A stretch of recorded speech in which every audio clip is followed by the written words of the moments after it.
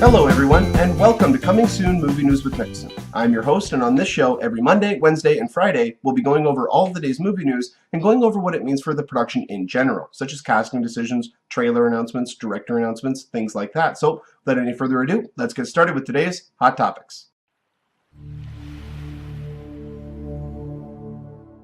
And the first story we have to talk about today is a brand new teaser trailer has been released for the upcoming Horrible Bosses 2. The sequel revolves around the three main characters played by Jason Bateman, Jason Sudeikis, and Charlie Day.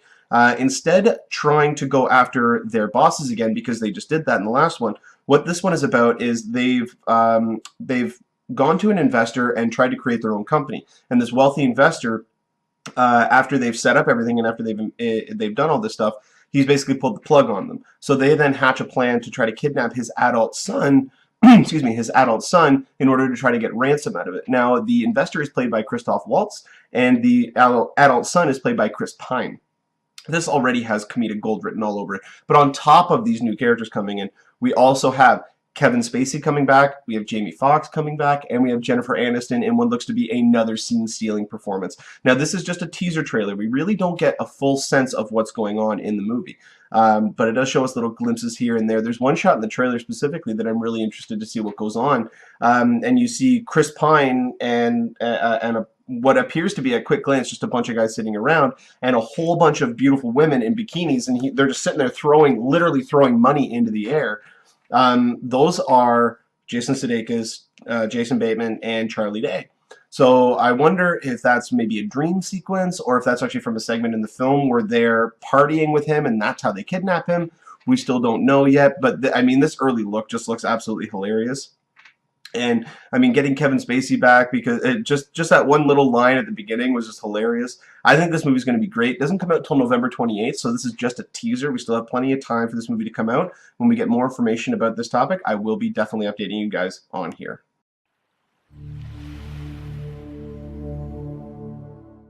And the next topic we have to talk about today is they're actually moving forward with an adaptation of Homer's The Odyssey. Now, they've already done an adaptation of the Iliad, which was brought to us by Wolfgang Petersen in the form of Troy, the Brad Pitt starring Greek mythology epic action film that came out about 10 years ago. Well, it looks like they are moving forward on the quote-unquote follow-up. It was just another poem that Homer wrote like through 2,500 years ago. I can't remember exactly when. But the Odyssey is based on Odysseus, the character in the original movie in Troy, played by Sean Bean, his voyage home after the Battle of Troy.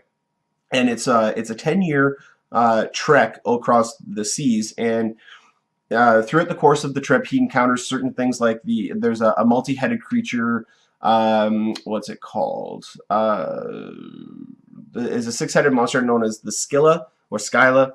He meets the witch known as Circe, which is kind of ironic because there's a certain witch with a capital B on the hit show Game of Thrones named Circe. But anyway, the director of Stalingrad, which was a Russian World War II film, if you haven't seen it yet, and it doesn't surprise me if not a lot of people have seen it, but if you haven't, definitely check it out. It's worth your couple of hours. It's actually very entertaining. It does have subtitles, but in this day and age, it's time to get over not wanting to read subtitles while watching a movie. I don't even recommend watching the audio dubbed version because it really takes away from the film. Like, I just watched The Raid 2 the other day, and The Raid 2 is one of the absolute best films I've ever seen. And that is not, that's no easy mantle to have. The Raid 2 basically takes what worked in The Raid, like all the major action sequences and stuff like that, and puts it into a film like what was the Scorsese film? The Departed. It's very much like that. It's a crime. It's like The Godfather, The Departed, with heavy action sequences in it. Like it was just crazy. And having to read, it didn't take me away from the movie at all. And then same with Stalingrad. Stalingrad was just absolutely fantastic. So the guy who directed that on a $30 million budget, put that in perspective. This movie looks like it would have cost at least $100 to $120 million in North America to make. It was only $30 million in Russia. The most expensive film that have ever come out of China is only, I think, $60 million. It's the most expensive movie they've ever done. Most expensive movie that North America's ever done is like $400 and some million. Like, I think they're doing something a little wrong, but I'm getting off on a tangent. This looks really cool. Like, I'm excited about this. I love when they get visionary directors like this involved in projects. Like, look at Timur Bekmambetov. I mean, yes, Abraham Lincoln Vampire Hunter was not the greatest, but I mean, the guy who did Night Watch and Day Watch brought us Wanted, you know, and you get movies that are so visually unique and striking that it's new, it's fresh, it's I'm finding it hard to find the words. I'm really excited about this because, again, it's a new visionary director that we haven't seen before. I hope that they're not hiring him to just be a puppet, but this is going to be a major, very large-scale epic. Look for this in the next couple of years. There's no time frame associated with it yet. There's no planned start date on production. There's no release date set in stone yet, so we don't know anything like that. But when we definitely get updates on here, I'll definitely update you guys with that information.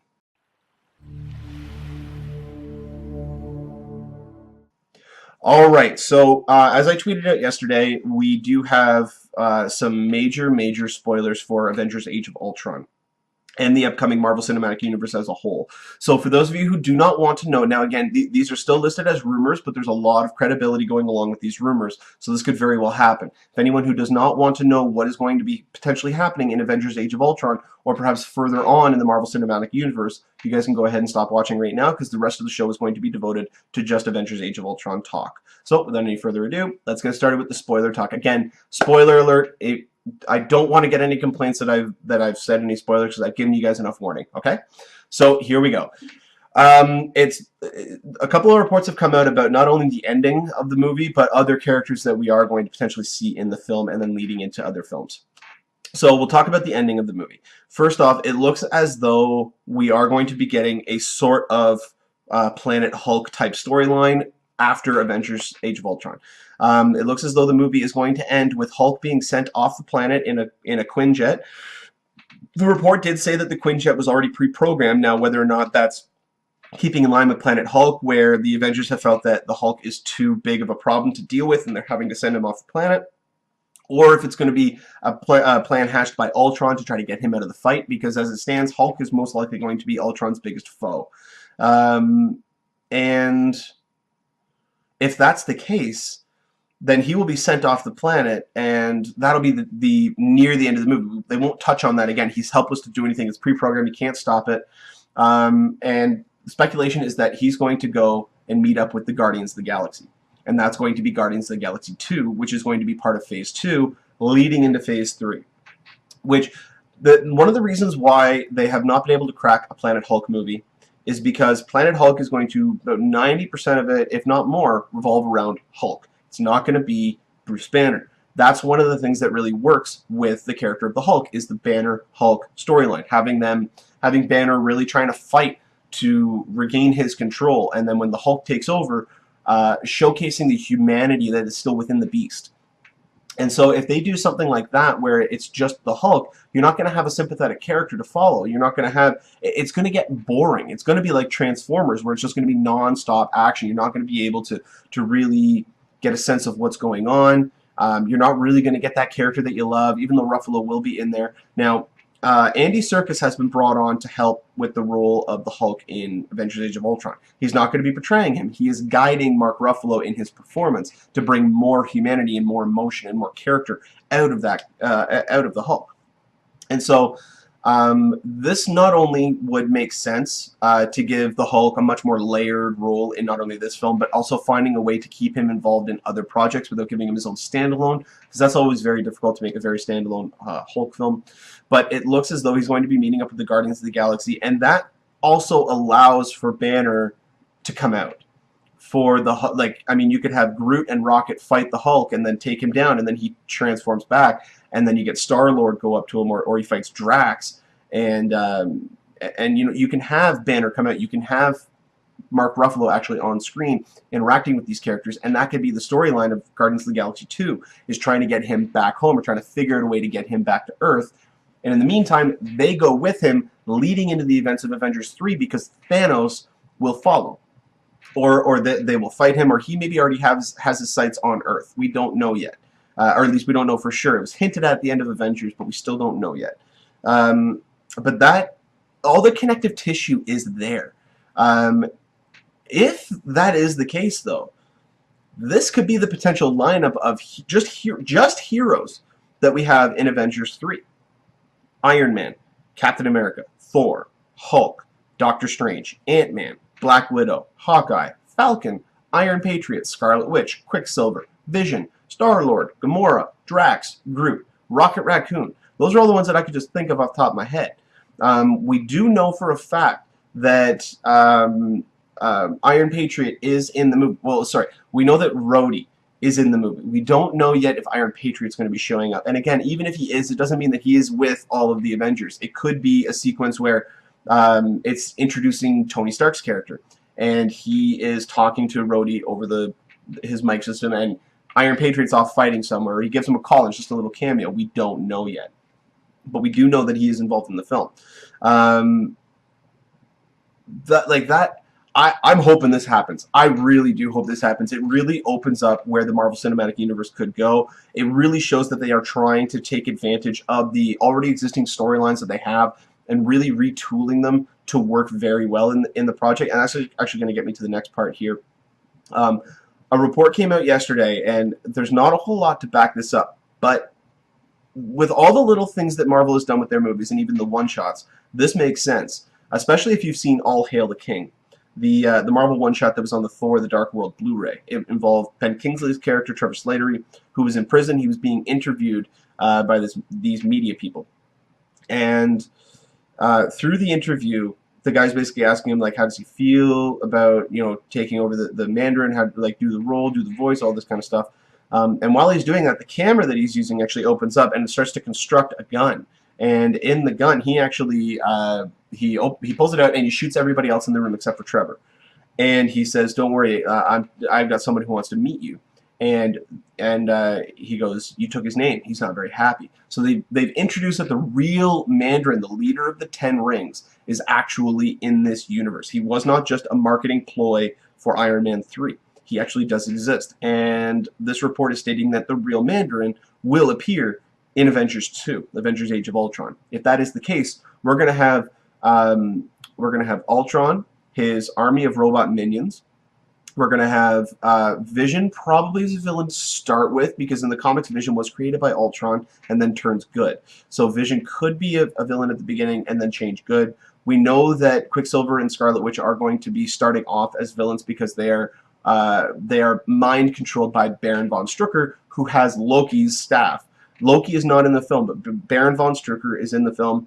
Quicksilver and Scarlet Witch are going to start off as villains, so there's 3. Then we have Ultron, there's 4. His army of minions, there's 5. We got a lot of villains in this movie, but it can work. And especially under the tutelage of someone like Joss Whedon, this can definitely work. But the fact of the matter is that we are getting somewhat of another Hulk film in between Avengers movies. Now, Mark Ruffalo is signed on for 6 films. He's done Avengers. He's going to do Avengers 2, Avengers 3. So right there's 3 films. And then we have Guardians of the Galaxy 2. As far as I'm aware, the cameos do not count towards their contract. Because I know that Chris Evans said that his little cameo that he did for Thor The Dark World does not count towards his overall contract. As far as I'm aware, Mark Ruffalo's does not count either. If I'm remembering correctly, though, I do think that he stated that in an interview that counted. Or someone stated that counted, and he signed on for 6. So if that is the case, and he does appear in Guardians of the Galaxy 2, he's got one more film left on his contract. Who knows what it would be? But the fact of the matter is we're getting more Hulk. If this is to be believed, if this is true, if this is what we actually get at Comic-Con, because it sounds like we're going to be getting a lot of this stuff at Comic-Con. Not the ending of Avengers 2, because that's just going to spoil the movie. But they could say that, we have Guardians of the Galaxy 2 coming out. We have Doctor Strange coming out. I want to know how Doctor Strange is really going to fit into this, by the way. I really want to know how he's going to connect to the other films, because the movie tonally is going to be very different. It's going to be more of a horror film, which I'm really excited about. I'm actually going to be going to see Deliver Us from Evil today. So,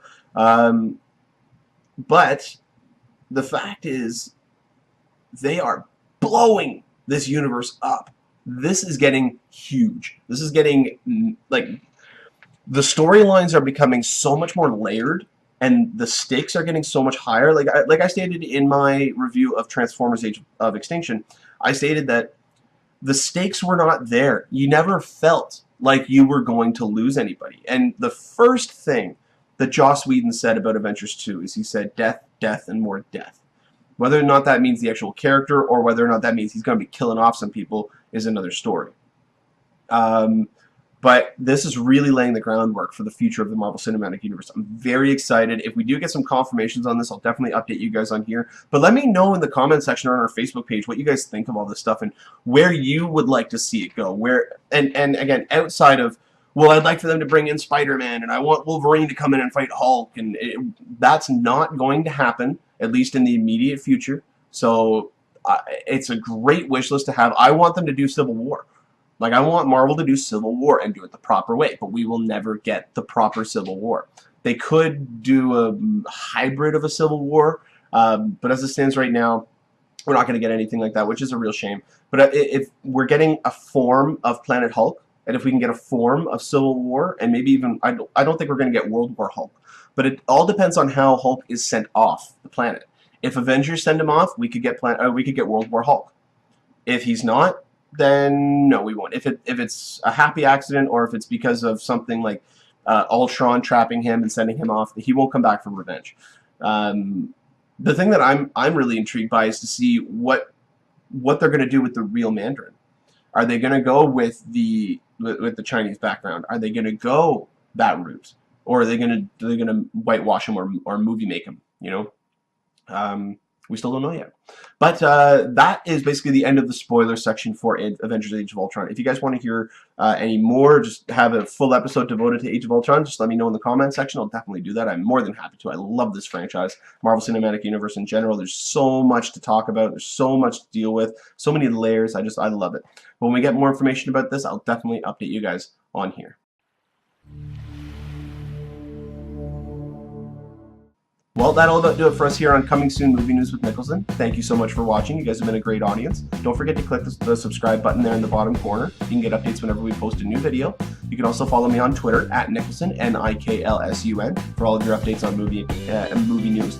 And you can also follow us on our Facebook page at facebook.com/movie news with Niklsun. You can start a discussion on there, ask any questions that you like. Basically, just chat amongst yourselves, and I'll chime in every once in a while on there as well. So without any further ado, this has been Niklsun. You guys have been great, and you enjoy the rest of your day. Take care.